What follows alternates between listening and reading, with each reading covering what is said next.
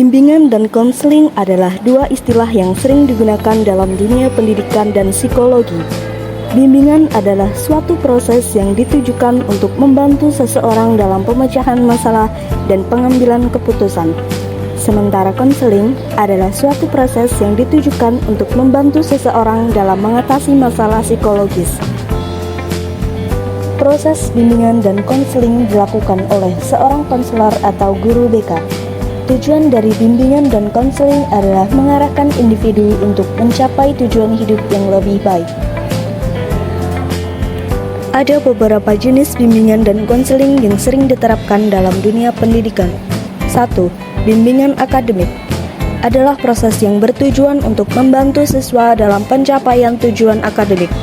Proses ini meliputi pembimbingan pemilihan jurusan, seleksi universitas, dan persiapan ujian. 2. Bimbingan karir.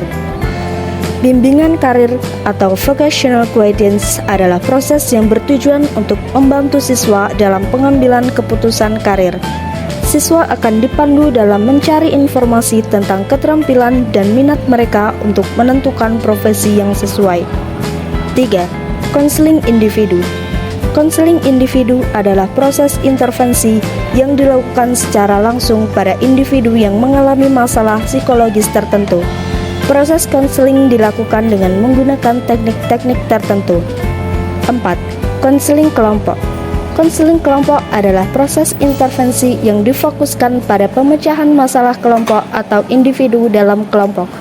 Proses ini dilakukan dengan membentuk kelompok-kelompok kecil untuk mengatasi masalah tertentu. 5. Bimbingan orang tua. Bimbingan orang tua adalah proses yang ditujukan untuk membantu orang tua atau wali dalam menghadapi permasalahan anak-anak mereka, seperti kebiasaan makan, tugas sekolah, dan masalah sosial. 6. Bimbingan spiritual adalah proses yang ditujukan untuk membantu individu dalam menemukan makna hidup mereka melalui keyakinan agama atau kepercayaan mereka. Bimbingan dan konseling sangat penting untuk keberhasilan pendidikan dan perkembangan seseorang. Seorang konselor atau guru BK dapat memberikan bimbingan dan konseling secara teratur demi mencapai tujuan hidup yang lebih baik.